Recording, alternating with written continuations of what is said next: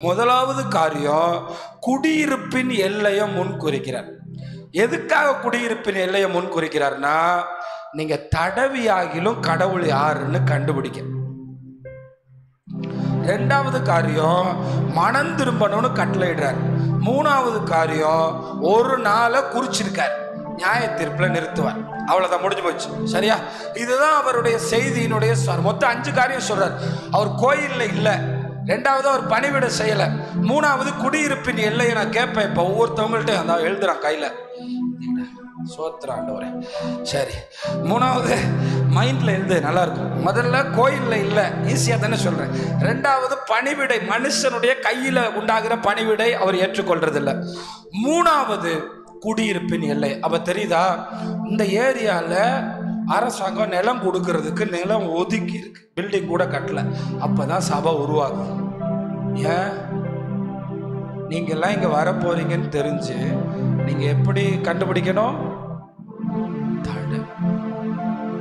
எப்படி தூக்கத்துல தடவி நம்மால் என்ன கண்டுபிடிக்கிறான்? எல்லாம் கரெக்டா சொல்றீங்க. தூக்கத்துல தடவி மொபைல் கண்டுபிடிக்கிறான், ஆனா நெருக்கமா வந்த கடவுளை கண்டுபிடிக்கல. எதுக்கு இங்க சபை வந்திருக்கு? இங்க இருக்கிறவங்க எல்லாம் தடவி ஆகிலும் அவரை கண்டுபிடிக்க. எதுக்கு இங்க அவங்களுக்கு வீடு கொடுத்தாரு? எதுக்கு இந்த பக்கத்துல ஒருத்தருக்கு வீடு கொடுத்தாரு? நாளைக்கு இயேசுன்னு ஒரு தெய்வத்தை தெரியவே இல்லைன்னு சொல்லக்கூடாது, சொல்லவே கூடாது. எதுக்கு செவர்ல எல்லாம் சுவிசேஷம் எழுதுறோம்? எதுக்கு பெயிண்ட் அடிச்சு வசனம் எழுதுறோம்? எதுக்கு காருக்கு பின்னாடி வசனம் எழுதுறோம்? எதுக்கு அங்கங்க வசனம் எழுதுறோம்? தடவி ஆகிலும் கண்டுபிடிக்கணும். எதுக்கு அப்ப ஆண்டவர் ஆங்காங்கே நம்ம வீட்டுக்கு பக்கத்துல சர்ச்சு, நம்ம வீட்டுக்கு பக்கத்துல கிறிஸ்தவன், நம்ம வீட்டுக்கு பக்கத்துல ஆண்டவர் அறியாதவங்க, எதுக்கு நம்ம சுவிசேஷம் சொல்லணும்? ஒருவேளை நீங்க சொல்லாம போயிட்டா நீங்க எப்படி நியாய தீர்ப்புல போய் நீங்க நிற்பீங்க? பவுலடிகளார் அதான் சொல்ல வர்றார். அப்ப இங்க கவனிங்க, எதுக்காக ஆண்டவர் இங்க சபை? நான் கூட ஆச்சரியப்பட்டிருக்கேன். எதுக்கு இங்கெல்லாம் பாலிடமா கிடந்துச்சு, இங்க எதுக்கு சபை? இந்த இடத்துல எதுக்கு சபை? கர்த்தர் உண்டாக்குறாரு. அவருக்கு தெரியும் இத்தனை வருஷம் கழிச்சு இவங்கெல்லாம் வருவாங்க, இவங்கெல்லாம் இந்த இடத்துல வந்து என்ன அறிந்து கொள்வாங்க, தடவியாகில கண்டுபிடிப்பாங்க. அதனாலதான் உங்க எல்லாருக்கும் ஒரு ரகசியம் சொல்றேன். இடம் வாங்குறதுக்கு முன்னாடி தடவியாகிலும் கண்டுபிடிக்கிறதுக்கு கர்த்தர் ஒரு கூட்டத்தை ஏற்படுத்துறாருன்னு நம்பி வாங்க. ஒரு டேப் ரெக்கார்டு வித்து வாங்கின இடம் தான் இவ்வளவு பேர் தடவி கண்டுபிடிச்சோம். சரிதா? இந்த இடம் விரும்பி கூட எங்க அப்பா வாங்கல, சொல்லியிருக்கேன். ஆனந்தன் பாஸ்டர் தான் அட்வான்ஸ் கொடுத்தாரு.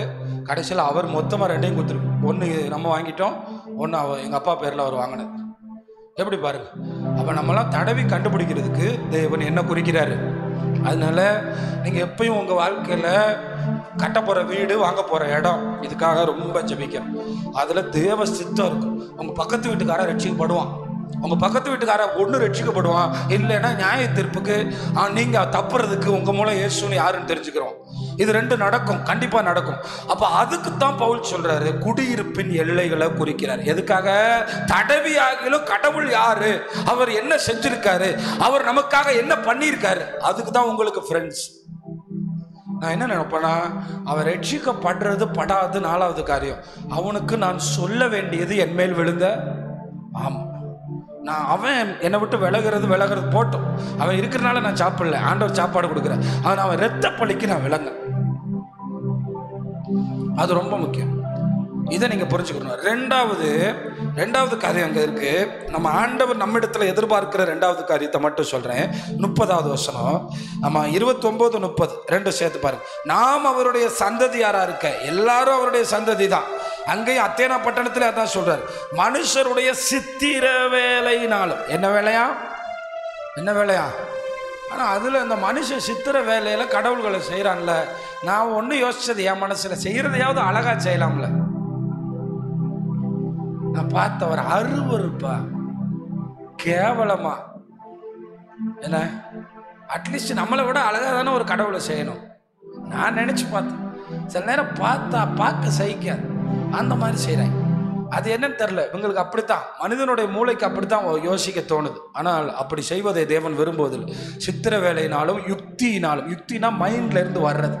இப்படி அப்படி இப்படி இருந்தா நல்லது, அப்படி இருந்தா நல்லது. யுக்தி, சித்திர வேலை, யுக்தி, பொன் வெள்ளி கல் இந்த காரியங்களை பயன்படுத்தி தெய்வங்கள் இவைகளுக்கு தெய்வம் ஒப்பா இருக்கும் என்று நினைக்க கூட செய்யாதீங்க, நினைக்க கூட செய்யாதீங்க.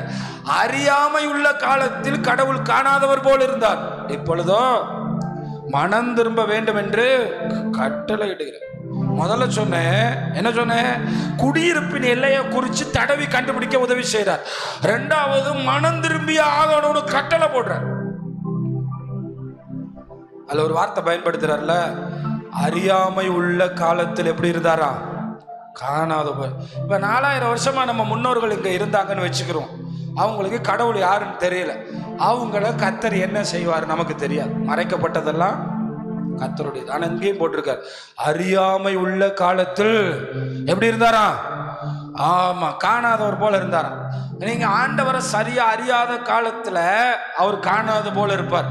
ஆண்டவரை அறிஞ்ச பிறகு நீங்க மனம் திரும்பணும்னு கட்டளை கொடுக்கிறார். ஆண்டவரை நீங்களாம் ஆண்டவரை அறிஞ்சிட்டீங்கல்ல, ஆண்டவரை அறிஞ்சவங்க தானே. அப்ப என்ன செய்யணும்? என்ன செய்யணும்? நிறைய பேர் என்ன நினைக்கிறாங்கன்னா, மனம் திரும்புதல்னா என்னன்னு நினைக்கிறாங்க. மனம் திரும்புதல் என்ன தெரியுமா? உலகத்தின் ஆசைகளுக்கு மேல பரலோகத்தின் ஆசையை வளர்த்துக்கிறதுக்கு பேர் தான் என்னது? அவ்வளவுதான். உலகத்தின் ஆசையை லிமிட் ஆக்கி பரலோகத்தின் ஆசையை மனம் எங்க போயிடுச்சு? அந்த ஊரை தாக்கி போயிடுச்சு, அந்த நாட்டை நோக்கி போயிடுச்சு. மனசு அங்க போற நாட்டின் மேல ஆர்வம் ஆயிடுச்சு. அதுக்கு பேர் தான் என்னது? மனம் திரும்புதல். ஆமா, இனி பாவம் செய்ய மாட்டேன், நான் இந்த உலகத்துக்கு இல்லை, எனக்கு அவர் அந்த உலகத்தை ஆயத்தப்படுத்துற. அப்ப இப்ப சொல்றாரு, ஆண்டவர் அறிஞ்ச பின்னாடி மனம் திரும்பணும்னு கட்டளை கொடுக்கிறார். ஏன் மனம் திரும்பணும்? அதான் சொல்றாரு 31ஆம் வசனத்துல, மேலும் ஒரு நாளை குறித்திருக்கிறார். முதல்ல கடவுள் யாருன்னு சொல்லி கொடுக்கிறார், ரெண்டாவது மனம் திரும்ப சொல்றார். இது ரெண்டு இந்த உலகத்துல உயிர் இருக்கிற வரைக்கும் நடக்குது. இது முடிஞ்சிருச்சுன்னா இங்க போய் நின்று தான் ஆகணும். மேலும் ஒரு நாளை என்ன பண்ணியிருக்காரு? எனக்கு இந்த சுவிசேஷம் ரொம்ப அற்புதமா இருக்கு. எங்கேயாவது ஒரு ஆண்டவர் அறியாத புறஜாதிகள் பக்தி உள்ளவங்க இருக்கிற இடத்துக்கு போனீங்கன்னா இதை பயன்படுத்துங்க. கடவுள்னு ஒருத்தர் இருக்கார், அவர் நம்மளை படைச்சிருக்காரு, அவர் நம்மளை படைச்சவர் அவர் தான். அவரை நீங்க அறிஞ்சுக்கிறதுக்கு தான் எங்களை அனுப்பியிருக்கார். இப்படி தேவனுடைய வார்த்தைகளை நம்ம புரிஞ்சுக்கிறோம். அவர் இந்த நீங்கள் இந்த பணிவிடைகளை அவர் ஏற்றுக்கிறது இல்லை, அவர் சிலைகளில் இல்லை. அவர் நம்மளை விட பெரியவர், அவர் நம்மளை விட உயர்ந்தவர். அவர் நம்மளே இப்படி இருக்கோம்னா கடவுள் எப்படி இருப்பார் அப்படிங்கிறது தான் இங்கே ஒரு காரியம். அப்போ தடவியாகில கண்டுபிடிக்கிறதுக்கு உதவி செய்கிறாரு.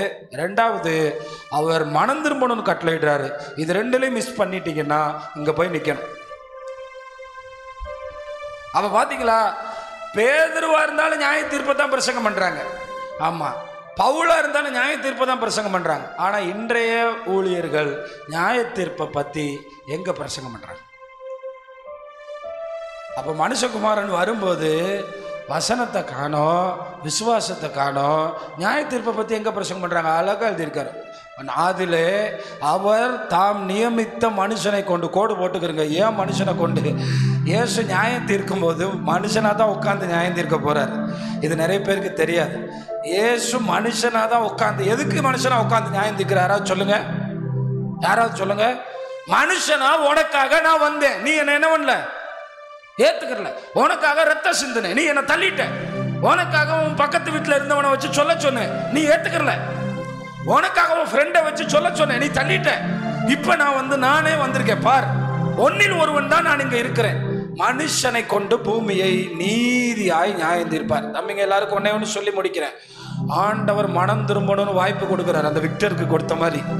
கடைசி பாயிண்ட், இன்னைக்கு கிளம்பி வெளியே போயிட்டு திரும்ப வருவோம்னு நமக்குலாம் நிச்சயம் இல்லை. தெரியுதா? இன்னைக்கு நம்ம வாழ்ற நாடு, நம்ம வாழ்ற கடைசி காலம், நம்ம உடம்புல இருக்கிற வியாதிகள், உடம்புக்கு வருகிற வியாதிகள், இதெல்லாம் பார்த்துட்டு எதுவுமே நிரந்தரம்னு சொல்ல முடியாது. அதனால மனம் திரும்பி பரிசுத்தமாக நீங்கள் வாழ்ந்து எப்பையும் நீங்கள் பரிசுத்தத்தையே காத்துக்கொள்ள விரும்புங்க.